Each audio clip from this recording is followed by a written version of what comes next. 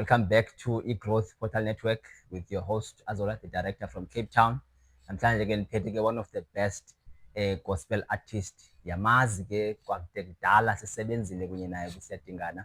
Kodwa ke ngaphandle kwawo amaxesha can you please nje ubulisa abantu bethu pha endlini. Molweni baphulaphuli, ndiyazibulisela nam ndingu-Asanda Nyekela eziba esitsho udirector uNgqivaza esithi ndisebenzile naye. Ndiyabulisa bethuna uNyanisile, ndiyabulisa kakhulu. Haleluya. Amen. Sidibene nje kudala ke thina ke sasebenza kusiyadingana. Asakhumbuli uba sidibene njani. Mze mhlawumbi like first day wethu andisamkhumbuli but siqhube ixesha elide kakhulu nakule ndawo sikuyo wakhe waphefoma kuyo. But mhlawumbi ke ndiyakwazi na umntu phaa akakwazi osendlini mhlawumbi uzalelwe phi, mhlawumbi take us back phaa emaXhoseni uzalelwe phi? Okay, mna ke ndisuka e-Eastern Cape, ndizalelwe eLady Frere kwilali ekuthiwa kuMatyantya. Ndizalelwe eLady Frere betuna ndizalelwanga apha eKapa, ndizalelwe eLady Frere apha eKapa ndize ngosendimdala sendise-high school apha eKapa. So yeah, ndizalelwe eLady Frere. Ungumkhaya wami wazalwa mna Matyantya ngena apha eRoma uMakhayisineke. Tyhini hayi bo. Ekanye isiduko sakho ungumamni? Isiduko sam mna ndingumamdlane uNomdimba. Ndatshata ke ndatshatela eMayirheni ke koMzonti. Okay. So nitshatele phaa eMatyantya okanye mhlawumbi boyene phi apha eKapa? Nditshatele phaa singabelala eyi-one sobabini nomyeni. Kokwabo kuphaa ekhaya kuphaa senditsho uba ilali yethu inye. Wow. Injalo. Sewubamba lo mba womtshato mhlawumbi mingaphi iminyaka nesikhona emtshatweni? Emtshatweni nditshate ngo-2009. Okay. 2009, I think na-16 years ngoku ndisemtshatweni. 16 years, yeah. Just a quick advice kumntu ofuna utshata, umtshato kuthiwa umnandi, umtshato kuthiwa ayojele, ithini le nto yakho emtshatweni? Just a quick advice nje kumntu ofuna utshata, umtshato kuthiwa mhle abanye bathi andiyi apho. Ungathini wena mhlawumbi umntu ofuna utshata? Umtshato umhle bethunana, andizuxoka ndithi umtshato awumhlanga. Umhle umtshato but ke ngoku kuxhomekeka kubantu abakuwo lo mtshato uba bawenza mnandi umtshato wabo okanye bawenza ube mbi. So subona omnye umntu umtshato wakhe umbi ucinga umtshato umbi. Umtshato uxhomekeka kuni nina nobabini. Ukuwenza mnandi uxhomekeke kuni, ukuwenza kubi uxhomekeke kuni, ndingatsho ke mna ke kwelam icala. Okokugqibela apha emtshatweni mhlawumbi kunjani utshata uyi-artist nomntu ongumfundisi ebandleni? Umyeni wam akangumfundisi. Okay. Akangumfundisi. Ayingomntu ukhonzayo. Okay. Ndim umntu oyi-artist but ndafumana ilakhi ke mna ke ndaba blessed because umyeni wam indlela ayiyo uyawuthanda lo mculo ndiwenzayo, uyandivumela uba mandihambe ndiyocula ecaweni. Although yena engakhonzi, engumntu nje ongakhonziyo, senditsho uba akanangxaki nomculo wam, akanangxaki nokuya enkonzweni kwam. Izinto ezifuna enkonzweni uyandinika, uyandisapota. Nakulo mculo sendine-event uba khona. Wow. Banqabile abantu abanjalo.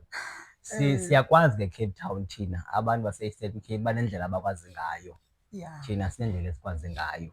Thina ke sikwazi kakhulu kweli cala loba ngaba uyenye yemvumi ezikhoyo eCape Town and ezirekhodishileyo amacwecwe.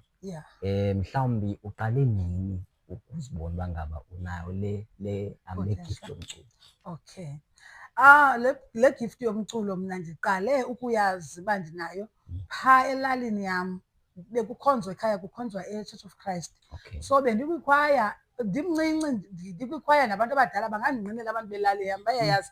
Bekuthi uba xa kuhanjwa kusiwa kuloo ndawo nam ndikhona, ndinguloo mntana uphakathi kwabantu abadala, ndiyacula phaa, ndithanda umculo. Naphaa elalini ke safomisha ikhwaya phaa elalini, ndakhona ndihlabelela phaya ndiyilida phaa kuloo khwaya. Ndaphinda nangeli xesha sendifika apha eKapa ke ngoku nalapho ndakhangela endaweni enabantu abaculayo because umculo ndiyawuthanda. Ndangena kwabo bantu baculayo sade sarikhoda siyigruphu. But ke ngoku ndaziphumela ke egruphini ke mna ke ndabona ukuthi hayi ingathi le ndaba yegruphu ayindisebenzeli because omnye umntu akavile ntshisakalo mna ndinayo ngomculo.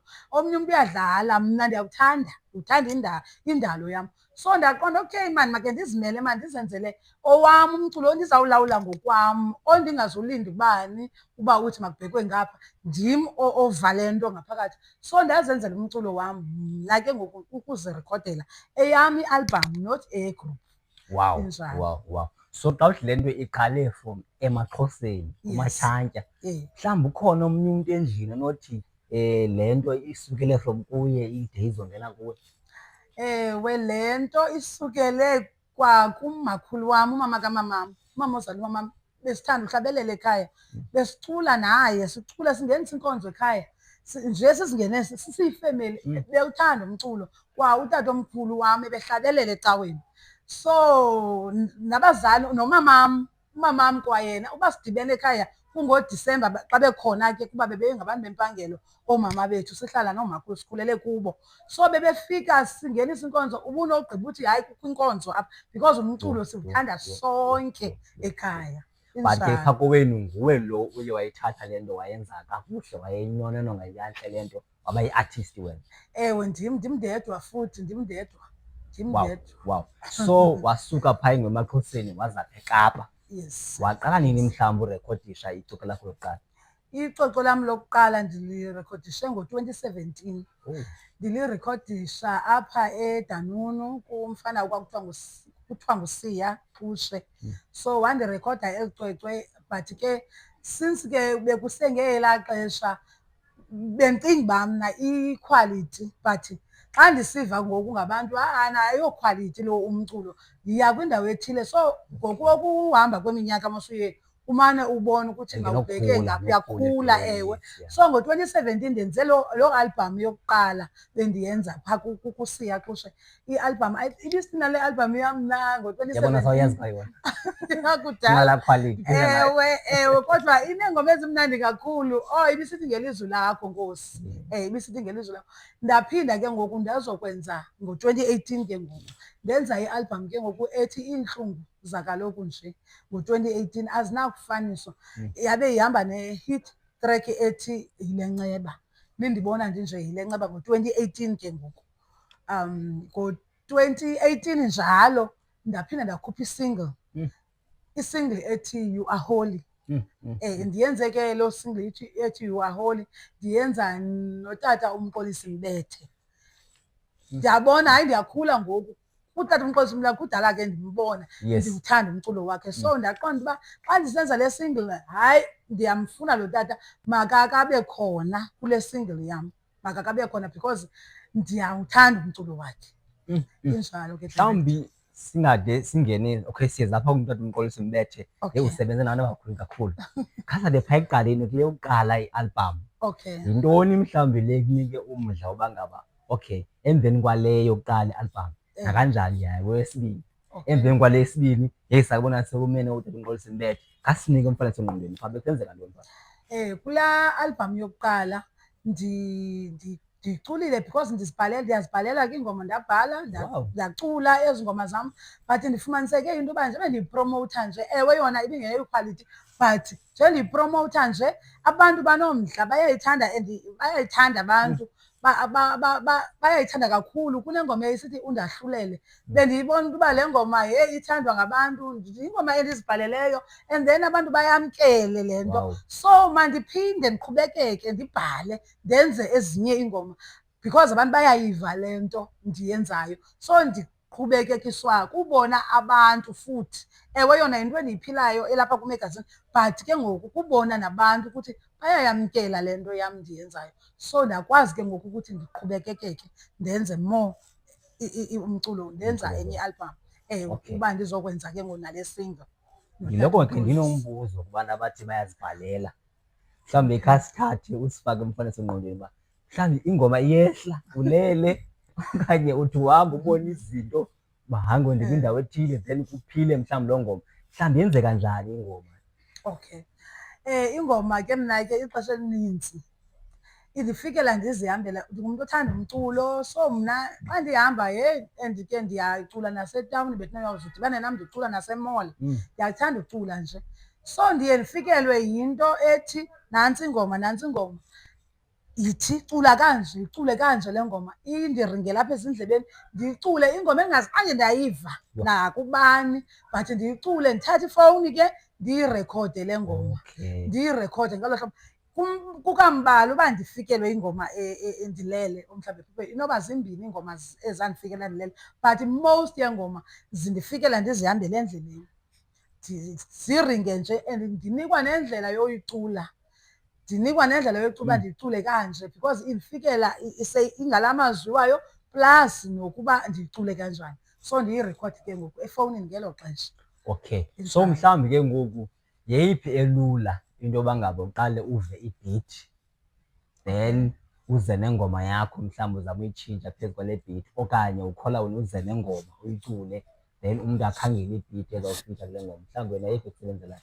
Mna ndikholwa yile yoba ndize nengoma yam ndiyicule then umntu akhangele i-beat. And ke ngoku nalapha kwi-beat mna sendiyamxelela naye ukuba ngaske ihambe kanje, ngase ibe nale beat ibalekayo, ngase ibe nale beat ingabalekiyo. Like ndiba ne-idea yayo le ngoma ndize nayo uba ngase ibe ingoma ehamba kanje. So uthi umntu westudio endenzela abe eqonda into uba naye uthatha apha kum ezinye ii-points. Injalo ke. Okay, Yeah. Okay.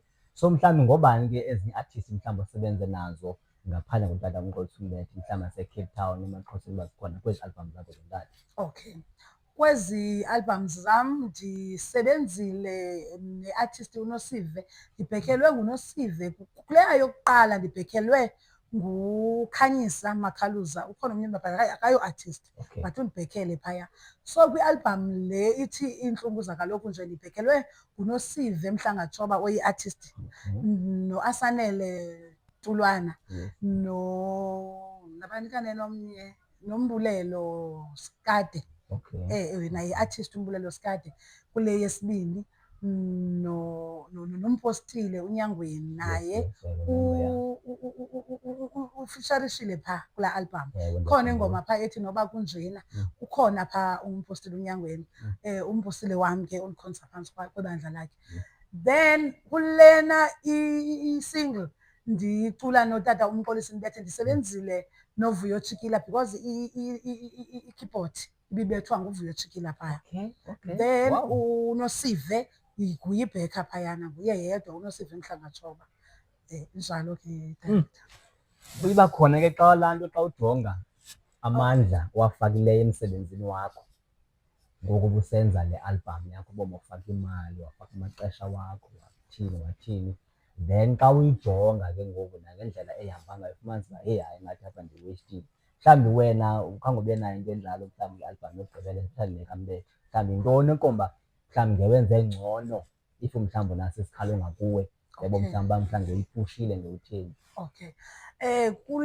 Ndiqala kule yesibini, kule ithi Iintlungu. Ndiyenze ndirekhodwe nguThando Samuel. Yes. So yona ithengisile, andifuna uphosisa, ithengisile yona kakhulu. Bendizithengisela i-CD ndicula ezitratweni, ndithengisa i-CD, abantu bebeyithenga i-album, andifuna uxoka.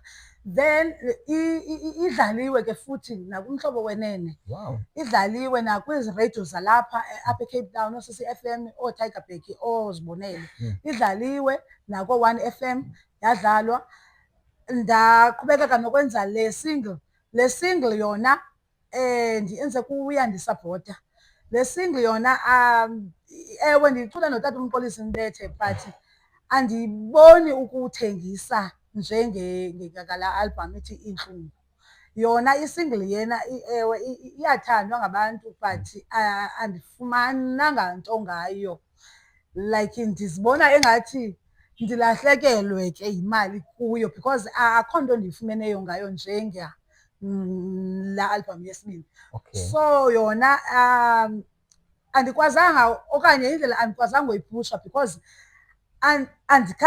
andibanga namali. Like andikwazanga izinto, isawundi funeka ndibe nesawundi ukuze ndiyocula esitratweni, andinayo imali yayo eyesawundi. And then ke ngoku xa ndiyihayarisha isawundi iyadura because funeka ndithi laa mali ndiyenze phaa ndiyibhatale isawundi, so andenzi imali. So akhange ndikwazi ukuyipromowutha kakuhle. Ewe ngoku sesipromowutha kwi-social media but nalapho yimali, funeka nalapho uziphushe ngemali kwezi social media, yonke nje laa nto yimali. Andinayo ke ngoku, ixesha ke ngoku andisaphangeli, sekunzima. So andikwazanga, andifuni uxoka, ndingathi ke ndiye yakhona ilahleko kakhulu.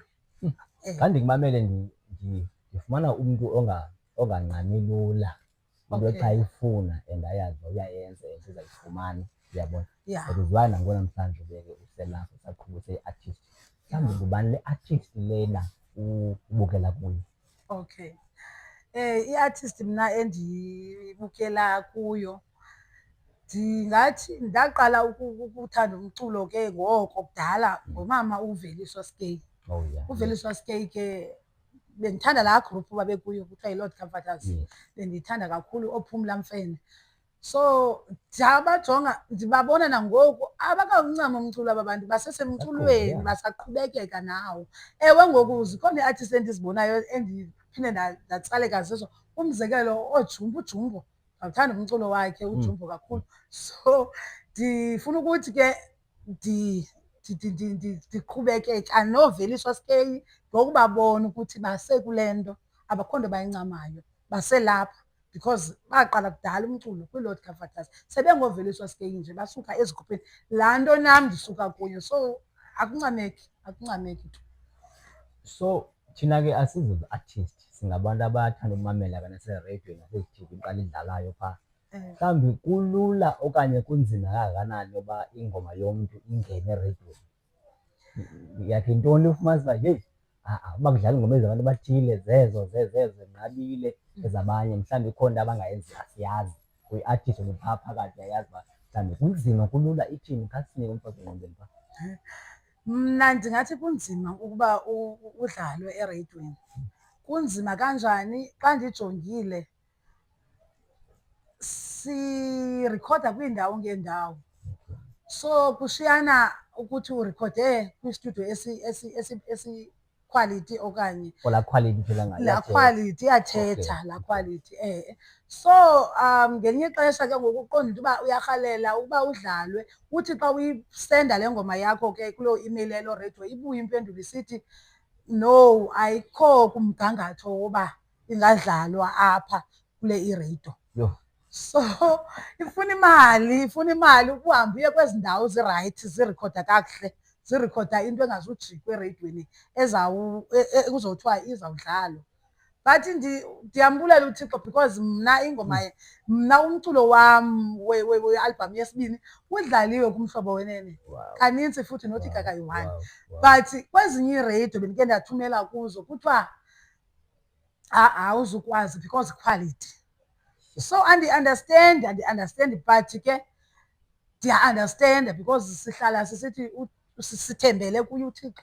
Uvula iingcango apho kuvaleke khona, uyasivulela. So ukuvuleleka nje kwam kuThixo because kona ewe iquality ayiyo le yaba bantu ndijonge kubo emculweni.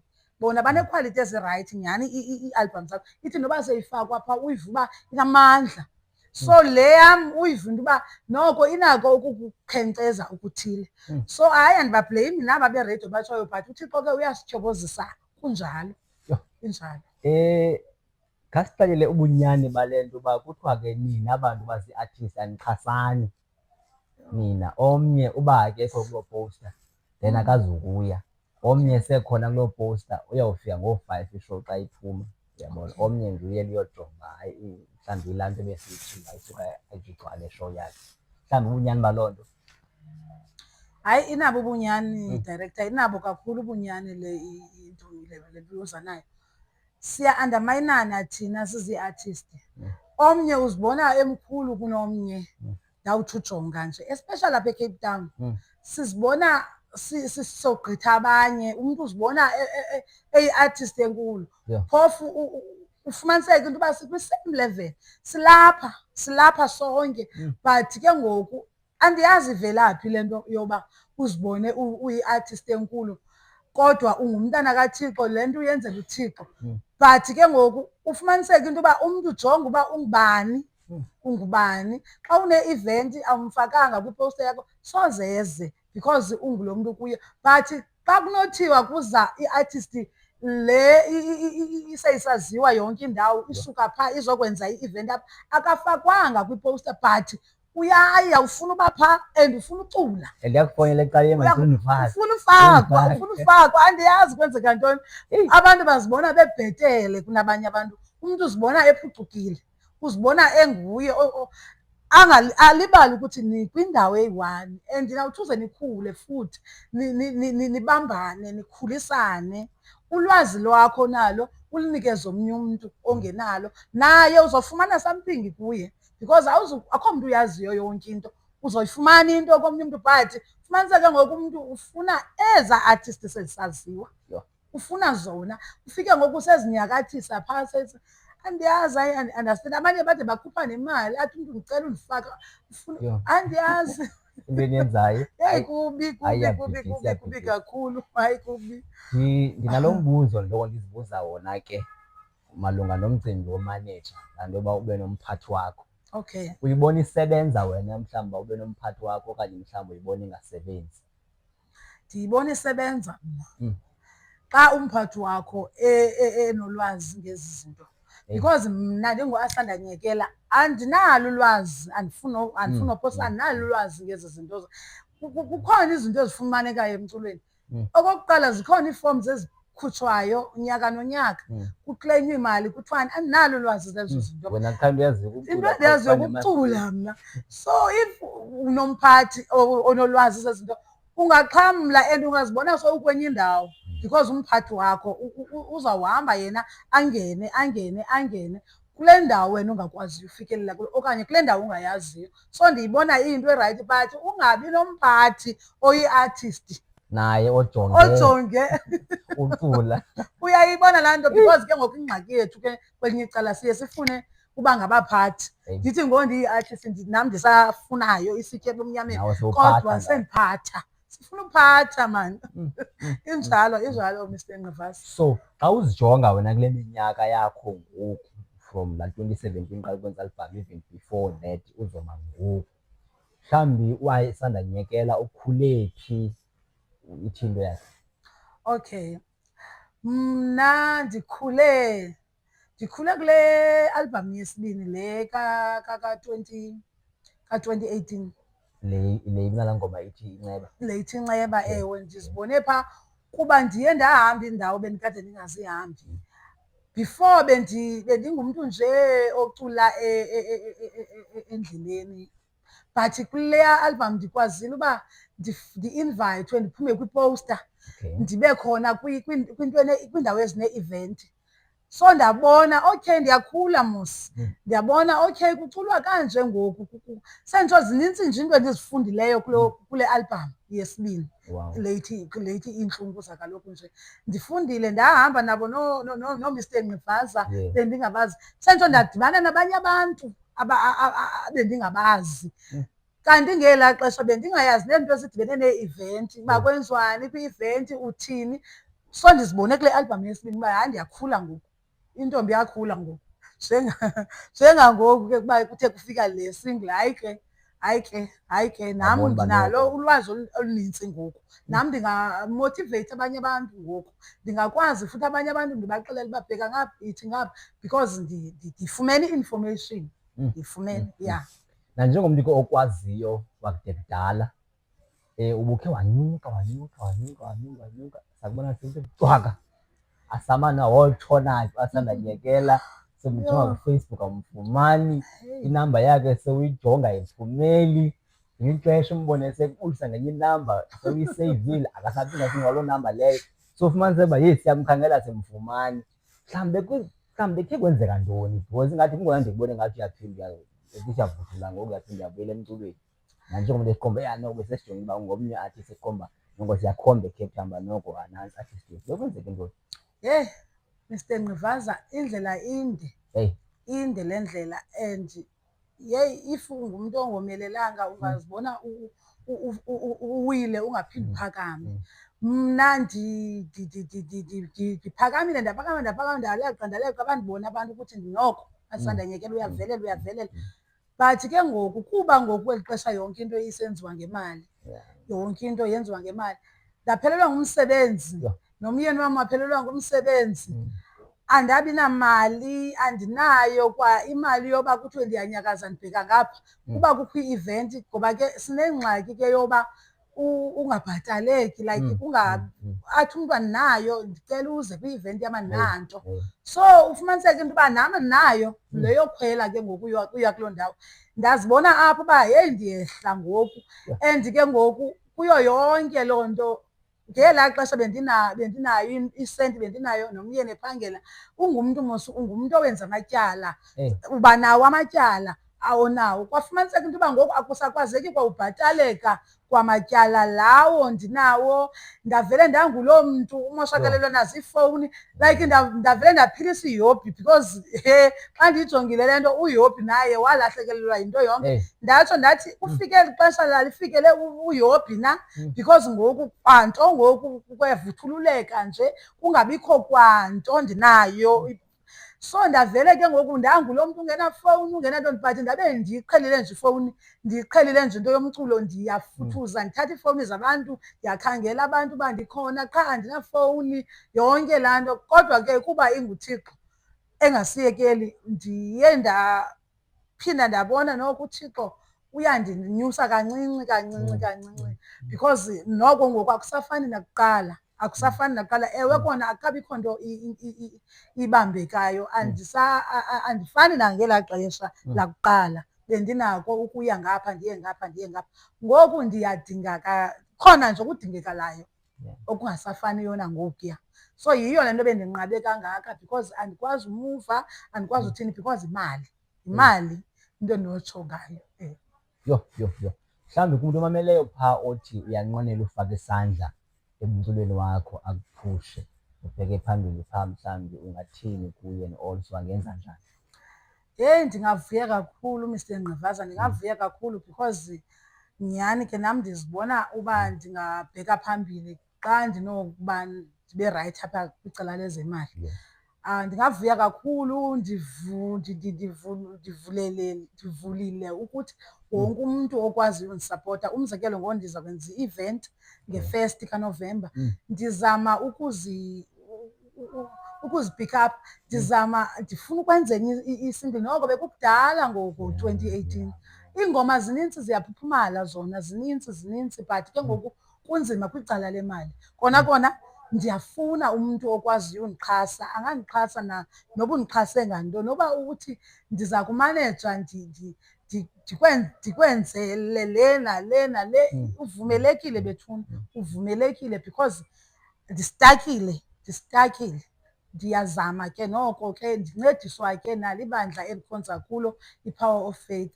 Iyandincedisa ke shem kakhulu, andifuni nogqoka, bayandincedisa kakhulu. Kodwa ke nabo abathathi ntweni, kodwa bayandizama, injalo. Wow. So mhlawumbi omnye umphulaphuli uhleli phaa uzawubukela xa episode si-uploadile athi ungasiyeka loo nto yomculo nje. Yintoni lena ikuqhubayo uba ngaba sewusuka kobunzima bungako ufakwe ngumculo, imali yakho ispende emculweni, but akho mbeko ezibonileyo? Ngoku xa uqala ukuthi uyaphikha apha uphinde ufuna ubuyela back to le nto ibikubeke phantsi, uyabo. Yintoni mhlawumbi lena ibangela ube uyaqhubeka ngomculo? Heyi, andinawukwazi Mr. Ngqivaza ukuyeka umculo, andinawukwazi. Umculo ufana noba ungumshumayeli, ungumfundisi, yi-calling. Yi-calling umculo. Ibuhlungu xa uhleli phantsi uyiyekile, uyagula, awukho rayithi, awuphili nje kakuhle, kunento nje eshotayo. So andikwazi uyeka, andikwazi.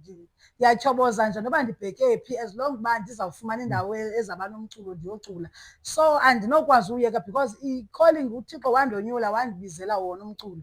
So andikwazi uyeka because kufika ilizwi elithi kaloku wena fanele uba wenza le nto. Qha ke ngoku ndizayenza njani because akwenzeki. Kodwa kuyo yonke loo nto andinokwazi uyeka umculo, ndizityhoboza ndisiya. Kunzima kunjalo, but ndiyatyhoboza mntasekhaya because akukho nje ukuhlala phantsi ungawenzi lo mculo because yi-calling. Nawe kama ndingumfundisi, kama ndingumfundisi uyayazi laa nto uba xa ubiziwe wonyuliwe kuyanyanzeleka ukuthi le nto uhambe nayo because hayi awuzuphinda ungonyulwa. Awuna-choice, akuzuphinda ungonyulwa. Wonyuliwe. Yinto yakho, uyawufa nayo, injalo. Ndifuna kuthethe nomntu phaa omnye mhlawumbi wayenomnqweno wocula but wabona baphambili uba no, le nto ingathi it's a waste of time because ityile imali yakho yathini yamhluphekisa. Ukanti omnye ujike wena mos yonke le nto uyahlupheka wathini but uyaphikapha, but yena akwazanga uphinda aqhubeke njengawaphikapha. Mhlawumbi ufuna uthethe naye loo mntu umkhuthaze.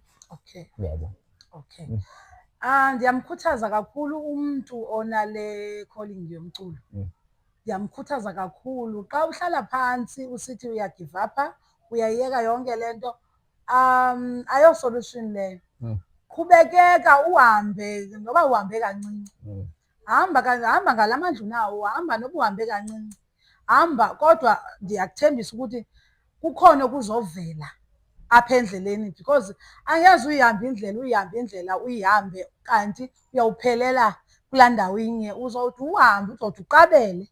Hamba sukuyeka because ukuyeka kwakho, ubani yandiva kakuhle, mna ndithi ufana nomntu ogulayo xa uyeka into uThixo akunikeze yona. Because xa ekonyulile uThixo ukonyulile, so ufana nesigulane because uyagula, akuphileki kakuhle, so suzigulisa. Qhubekeka, ngena wena, ungene noba kuloo event ungakhange umenywe kuyo, ungene nje kwii-event ezikufutshane nawe, ungene nasezinkonzweni, ucele umfundisi, ucele uhlabelela, usuyeka kuzawude kuvuleleke, kuzawude kuvuleleke. Andinayo enye into endinothi umntu kuba kunzima, ubunzima buyafika bona, but kufuneka umntu oqinileyo oyihambayo le nto ayaziyo. Le nto funeka uyiqonde kuqala apha engqondweni and le nto funeka uyiphile. So xa ungayiphili, ungayithini, omhlawumbi ke ungaphetha uyeka uhlala phantsi. Mna ke mntu uyiphilayo ilapha kum egazini, andikwazi. Wow, Injalo Mr. Ngqabaza. Hayi ke siyabonga kakhulu. Ndiyathemba ukuthi umuntu ophaa endlini ukhuthazekile ngala mazwi ugqiba wathetha. Mhlawumbi ke xa siyivala, ngobani ii-artist urhalela usebenza nazo and why? Ii-artist endirhalela usebenza nazo, ndiyarhalela usebenza noJumbo. UJumbo ndiyawuthanda umculo wakhe kakhulu kakhulu. Ndiyarhalela usebenza noXolisa Kwinana. Oh wow. Naye uXolisa Kwinana, even kwasenkonzweni iingoma zikaXolisa Kwinana ndizicula kakhulu enkonzweni. Ndiyarhalela usebenza notata uAndile Majola. Ndiyawuthanda umculo wakhe kakhulu. Ndingatsho okwangoku ndithi ndirhalela usebenza nezo ii-artist ngoku. Ndiyazithanda ii-artist mani, umculo wazo most yazo, but ezi artist ziyi-3 ndiyarhalela usebenza nazo.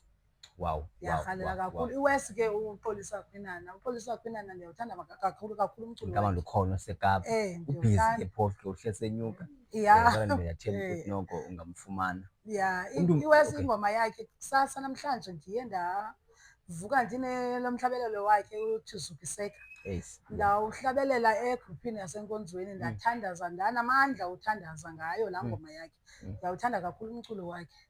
Injalo ke Mr. Ngqabaza. Xa sivala uclose kakhulu uma uTata uNyangweni. Mhlawumbi uTata uNyangweni nje mhlawumbi yintoni libangela uba ube usabambela uTata uNyangweni? Uclose man and ndiyamazi and ndiyakusapota. Just nje simfake kwi-spotlight. Umpostile uNyangweni ndingathi ndikule ndawo ndikuyo nje nguye. Because mna bendidlala nje, ewe kona bendiwuthanda umculo kuba bendisithi ke ukhula ndiqale kule album yesibini, bendingahoyanga gqithi, bendihamba nje uya kuloo ndawo ndiyopromowutha ngelo xesha. But yena wandithatha wandifaka ereyidweni. Ndaqala uzibona ke, hayibo, ereyidweni mna ku-1 FM iphaa eMillanton phaa kuthi kulaa cala. Wandifaka phaa ndatsho ndabona uba hayibo, nabantu bandibona uba ndicula ezireyidweni kungenxa yakhe. Sendide ndibe ndiyangena nakwezinye iireyidiyo nje, ndaqalwa nguye. So inkonzo yona bendingekakhonzi naye ngelaa xesha. Akathanga kuba ndingakhonzi naye, akandisa kwindawo afikeleleka kuyo because wayeshumayela phaa kulaa reyidiyo, wandisa kodwa ndingakhonzi naye engekabi nayo iministry. Uthe eba neministry ndabe mna ndisithi ndizawukhonza apha nawe kule ministry yakho. So ndikhonze naye mna sendifakile ereyidweni, sendingenile nakwezinye iireyidiyo zalapha eCape Town. So ndifuna ukuthi angeke manje ndisuke kuye. Wow. Ngoba undibonise enye into, undibonise enye into. Yazi umntu funeka wazi into akwenzele yona entle. Yeah. Wazi into akwenzele, ungamlibali umntu xa uzibone ngathi noko ngoku unolwazi lwezinto but ungamlibali. So ndifuna ukuthi ke indlela yam naye ebangela into yoba sibe sisekunye, ewe, kungenxa yento yoba undifake ezireyidweni ngaphambili kokuba ndibe kwiministri yakhe. Wow. So akenzanga ukuthi kuba ndikwiministri yakhe. So loo mntu njalo ke ngumntu onokuqhubekeka nawe, ingakumbi ke ngosendi kunye naye kwiministri. So angaqhubekeka kakhulu nam because ekwazile ukundithatha ndingekho nto ndikuyo naye. Hayi ke, siyabonga kakhulu. Mhlawumbi umuntu ofuna ukulandela kuTikTok, kuFacebook, kuYouTube, inamba yakho and also amatikiti afumaneka njani, ayimalini, siyivale? Okay. Ungandilandela phaa, ndinayo ipeyiji phaa kuFacebook, uAsanda Nyekela, yipeyiji yam yomculo ke leyo, uAsanda Nyekela. Then ndibe nayo ipeyiji ke ngoku eyeyam enguAsanda yile Nceba Nyekela, ipeyiji yam ke ngoku endifaka nee-pictures zam yonke into nezabanye abantu, Asanda yile Nceba Nyekela.